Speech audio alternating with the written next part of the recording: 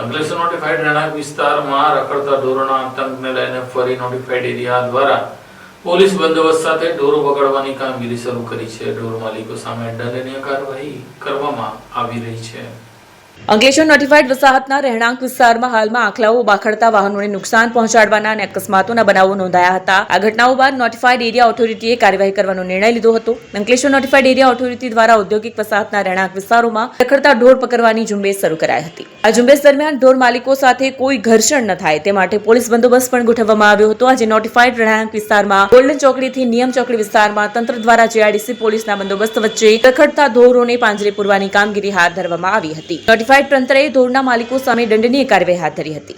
આજ રોજ નિર્દિષ્ટ વિસ્તાર જીઆઈડીસી અંકલેશ્વર દ્વારા રખડતા ઢોરને પકડવાની કામગીરી ચાલુ કરેલ છે,